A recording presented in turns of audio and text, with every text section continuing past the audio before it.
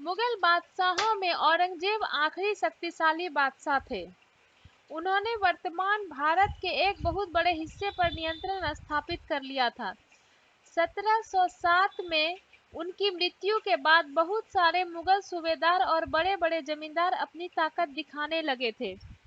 सबसे शक्तिशाली राजा जो था मुगल में, वो लास्ट जो था औरंगजेब ही हुआ। औरंगजेब के बाद जो भी मुगल शासक हुआ वो उतना शक्तिशाली नहीं हुआ। तो शक्तिशाली नहीं होने के कारण क्या हुआ कि जो मुगल सूबेदार और बड़े बड़े जमींदार थे, जब तक राजा शक्तिशाली रहेगा तभी तक लोग उनसे डरेंगे ना। जब वो शक्तिशाली नहीं रहेगा तो फिर लोग क्यों डरेंगे, फिर तो सब अपने अलग अलग राज्य की मांग करेंगे। तो वही हुआ, औरंगजेब तक जो था मुगल शासन शक्तिशाली था। उसके बाद औरंगजेब के बाद जो भी राजा हुए वो कमजोर होने लगे। ठीक है, उन्होंने अपनी क्षेत्रीय रियासतें कायम कर ली थी। बहुत सारे लोकल राजा हो गए थे उस टाइम पे, जमींदार और ये सब। जैसे जैसे विभिन्न भागों में ताकतवर क्षेत्रीय रियासतें सामने आने लगी, दिल्ली अधिक दिनों तक प्रभावी केंद्र के रूप में नहीं रह सका। पहले क्या हुआ, दिल्ली में शासन औरंगजेब का था, तो वो लगभग भारत के बहुत बड़े क्षेत्र पे शासन कर रहा था। लेकिन औरंगजेब जब मर गया 1707 ईस्वी में, तो क्या हुआ, औरंगजेब के बाद कोई भी उतना शक्तिशाली मुगल शासक नहीं हुआ जो पूरे इंडिया को एक करके रख सके। तो क्या हुआ, छोटा छोटा रियासत जो है वो सामने आने लगा, छोटे छोटे लोकल राजा। ठीक है, तो तब क्या हुआ, दिल्ली तो केंद्र नहीं बना, अब किसी का राज्य इधर है। अब जैसे ये पूरा इंडिया जो एक तो नहीं रह पाया ना उस समय, ये सब एक में ही था।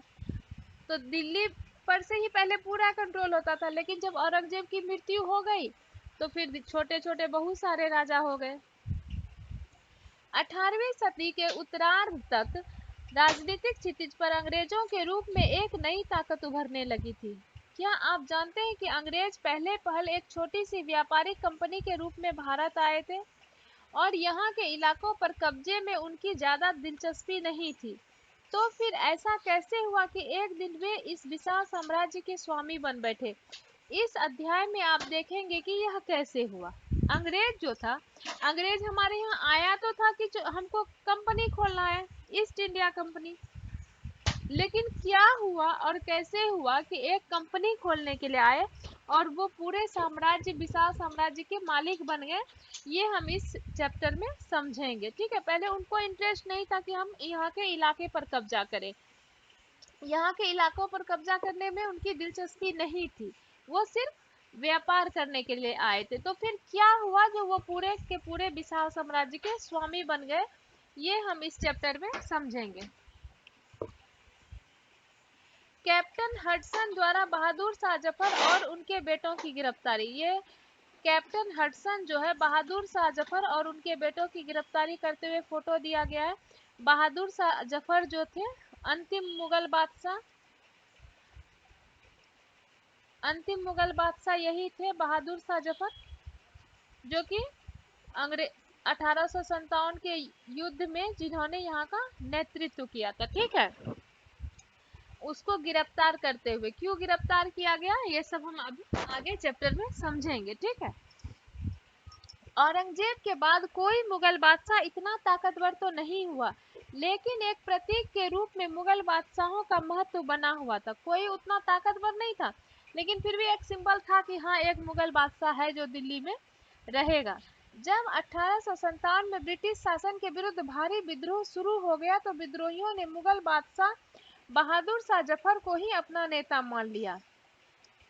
पूरे इंडिया का वो मालिक नहीं था बहादुर शाह जफर। झांसी की रानी यहाँ झांसी में, अवध में अलग, लखनऊ में अलग, कहीं बेगम हजरत महल, तो कानपुर में अलग, हर जगह का अलग अलग था। लेकिन जब 1857 में विद्रोह हुआ तो किसी एक को तो नेता मानना था ना, सब कैसे अंग्रेजों से लड़ते। तो उन लोगों ने क्या किया, बहादुर शाह जफर को अपना नेता मान लिया।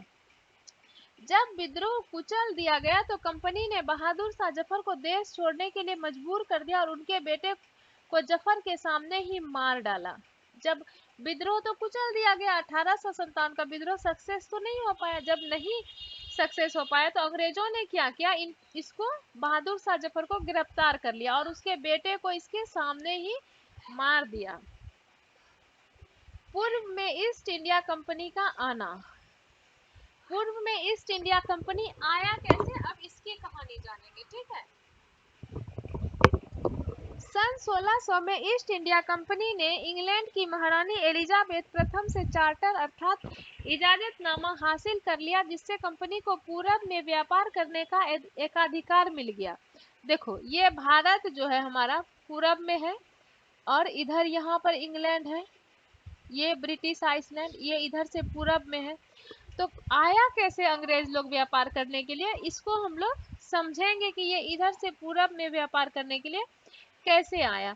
तो 1600 ईस्वी में जो है ईस्ट इंडिया कंपनी, ये एक कंपनी थी जिसने महारानी एलिजाबेथ प्रथम से चार्टर अर्थात इजाजतनामा, उन्होंने वो जो ईस्ट इंडिया कंपनी थी उसने इंग्लैंड की जो महारानी थी उससे ऑर्डर लिया कि हमको पूरब से व्यापार करने के लिए दीजिए, कि एकाधिकार मतलब सिर्फ हम ही व्यापार कर सकते हैं, ठीक है। ऑर्डर लिया रानी से, ब्रिटेन की रानी से ऑर्डर लिया कि पूरब में जो है हम ही व्यापार करेंगे। इस इजाजतनामे का मतलब यह था कि इंग्लैंड की कोई और व्यापारिक कंपनी इस इलाके में ईस्ट इंडिया कंपनी से होड़ नहीं कर सकती थी। मतलब कोई और कंपनी यहाँ व्यापार नहीं कर सकती थी। इस ऑर्डर का यही मतलब था कि कोई और कंपनी व्यापार नहीं कर सकती थी, सिर्फ ईस्ट इंडिया कंपनी ही व्यापार कर सकती थी। इस चार्टर के सहारे कंपनी समुद्र पार जाकर नए इलाकों को खंगाल सकती थी। ये जो ऑर्डर लिया गया था उसके अनुसार क्या था, कंपनी समुद्र पार जाएगी और नया इलाका सर्च करेगी, वहां से सस्ती कीमत पर चीजें खरीद कर उन्हें यूरोप में ऊंची कीमत पर बेच सकती थी। इसमें जो ऑर्डर लिया गया था उसमें क्या था कि पूरब में यहाँ आकर के समुद्र के रास्ते से आएगा, यहाँ से सस्ता चीज खरीदेगा और बाद में वापस यहाँ यूरोप में जाके वो उसको महंगा बेचेगा। कंपनी को दूसरी अंग्रेज व्यापारिक कंपनियों से प्रतिस्पर्धा का कोई भय नहीं था और किसी कंपनी को व्यापार करने का परमिशन था नहीं, बस केवल ईस्ट इंडिया कंपनी ही व्यापार कर सकती। तो उसको ये डर तो था नहीं कि अगर हम ज्यादा कीमत लेंगे कोई दूसरा कंपनी कम कीमत पे देने लगा तो लोग उसी से खरीदेगा, ऐसा तो था नहीं। उसका कोई कंपटीशन नहीं था क्योंकि सिर्फ एक ईस्ट इंडिया कंपनी को ही अधिकार मिला था पूरब से व्यापार करने का एलिजाबेथ के द्वारा, और किसी कंपनी को अधिकार नहीं था। कंपनी को दूसरी अंग्रेज भय नहीं था क्योंकि उसका कोई कंपटीटर था ही नहीं। उस जमाने में वाणिज्यिक कंपनियां मोटे तौर पर प्रतिस्पर्धा से बचकर ही मुनाफा कमा सकती थी। अगर कोई प्रतिस्पर्धी ना हो तभी वे सस्ती चीजें खरीद कर उन्हें ज्यादा कीमत पर बेच सकती थी। अगर कोई प्रतिस्पर्धा करने वाला नहीं होगा, कंपटीशन नहीं होगा, तभी तो वो सस्ता बेच कर खरीद कर महंगा बेचेगा। अगर कोई दूसरा कंपनी होगा तो क्या होगा, दूसरा कंपनी जो है वो उससे थोड़ा और सस्ता अगर बेच देगा तो फिर इसको भी सस्ता करना पड़ेगा। लेकिन अगर कोई और दूसरा कंपनी नहीं है, एकमात्र कंपनी है, तो फिर तो उसकी मनमानी चलेगी, वो सस्ता खरीदेगा और महंगा बेचेगा। लेकिन यह शाही दस्तावेज दूसरी यूरोपीय ताकतों को पूरब के बाजारों में आने से नहीं रोक सकता था। जब तक इंग्लैंड के जहाज अफ्रीका के पश्चिम तट को छूते हुए केप ऑफ गुड होप का चक्कर लगाकर हिंद महासागर पार करते, तब तक पुर्तगालियों ने भारत के पश्चिमी तट पर अपनी उपस्थिति दर्ज करा दी। देखिए, ये है भारत, और जब तक में वो लोग यहाँ आते तब तक यहाँ पर जो है ये यहाँ का पश्चिमी क्षेत्र गोवा जो है, गोवा के पास आ गया यहाँ पर पुर्तगाली लोग। ये मिला था अधिकार, इंग्लैंड की महारानी से अधिकार मिला था ईस्ट इंडिया कंपनी को। लेकिन पुर्तगाली जो है, पुर्तगाली आ गया यहाँ पर गोवा में अधिकार जमाने के लिए, ठीक है। भारत के पश्चिमी तट पर अपनी उपस्थिति दर्ज करवा दी। वे गोवा में अपना ठिकाना बना चुके थे। पुर्तगाल के खोजी यात्री वास्को दी गामा ने ही 1498 में पहली बार भारत तक पहुंचने के इस समुद्री मार्ग का पता लगाया था। भारत तक पहुंचने का जो समुद्री मार्ग था उसका पता वास्को डी गामा ने लगाया था 1498 में। 17वीं शताब्दी की शुरुआत तक डच भी हिंद महासागर में व्यापार की संभावनाएं तलाशने लगे थे। कुछ ही समय बाद फ्रांसीसी व्यापारी भी सामने आ गए। क्या हुआ, ईस्ट इंडिया कंपनी सोच रही थी कि सिर्फ हमको ही व्यापार करना है, सिर्फ हम ही व्यापार करेंगे। पुर्तगाली भी आ गए, फिर डच भी आ गए हिंद महासागर में व्यापार इधर तलाश करने के लिए, और उसके बाद फ्रांसीसी व्यापारी भी आ गए। समस्या यह थी कि सारी कंपनियां एक जैसी चीजें ही खरीदना चाहती थी। यूरोप के बाजारों में भारत के बने बारीक सूती कपड़े और रेशम की जबरदस्त मांग थी। यूरोप के बाजारों में भारत के बने बारीक सूती कपड़े और रेशम की जबरदस्त मांग थी। इनके अलावा काली मिर्च, लौंग, इलायची और दालचीनी की भी जबरदस्त मांग रहती थी। ये काली मिर्च, लौंग, इलायची और दालचीनी जो भारत में होता था, इसका जो है यूरोप में बहुत ज्यादा डिमांड था। ठीक है, यूरोपीय कंपनियों के बीच इस बढ़ती प्रतिस्पर्धा से भारतीय बाजारों में इन चीजों की कीमतें बढ़ने लगी। अब ये तो है, होता ही है ना कि डिमांड बढ़ेगा तो कीमत बढ़ जाएगा। अब क्या हुआ, सब यूरोपीय कंपनी सोचने लगा कि हम इंडिया से ये सब चीज खरीदेंगे और यूरोप में ले जाकर बेचेंगे। इससे क्या हो, भारत में भी इनकी कीमत बढ़ने लगी, उनसे मिलने वाला मुनाफा गिरने लगा।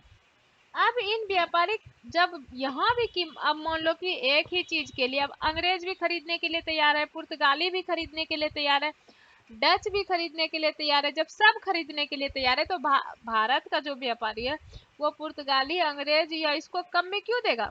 जब 3-4 कंपटीटर हो जाएगा तो ज्यादा पैसा लेगा ना, तो फिर ईस्ट इंडिया कंपनी को कम मुनाफा होने लगा। अब इन व्यापारिक कंपनियों के फलने फूलने का यही एक रास्ता था कि वे अपने प्रतिस्पर्धी कंपनियों को खत्म कर दे। अब हुआ क्या, डच भी है, अंग्रेज भी है, पुर्तगाली भी है, जब सब कोई है और सब कोई सोच रहा है कि यहाँ से सस्ता सामान खरीदें और हम लोग यूरोप में जाके बेचें। जब 3-4 कंपटीटर हो गया, दाम बढ़ने लगा, तो अब उस लोग को ज्यादा मुनाफा कमाने का एक ही उपाय लगा कि चलो अपने कंपटीटर को ही धीरे धीरे खत्म कर दो। लिहाजा बाजारों पर कब्जे की इस होड़ ने व्यापारिक कंपनियों के बीच लड़ाइयों की शुरुआत कर दी। इससे क्या हुआ, अब व्यापारिक कंपनियां जो है अपने में ही लड़ने लगे। 17वीं और 18वीं सदी में जब भी मौका मिलता, कोई सी एक कंपनी किसी दूसरी कंपनी के जहाज डुबो देती, रास्ते में रुकावटें खड़ी कर देती और माल से लदे जहाजों को आगे बढ़ने से रोक देती।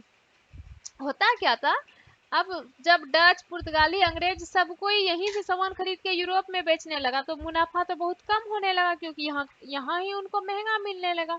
तो उन्होंने सोचा कि चलो अब एक दूसरे को ही, कंपनी को ही खत्म कर देते। तो क्या करने लगा, जहाज को डुबाने लगा, रास्ता में रुकावट करने लगा, माल से लदे जहाजों को आगे बढ़ने से रोकने लगा। इस तरह से एक दूसरे को नुकसान पहुंचाने लगा। यह व्यापार हथियारों की मदद से चल रहा था और व्यापारिक चौकियों को किलेबंदी के जरिए सुरक्षित रखा जाता था।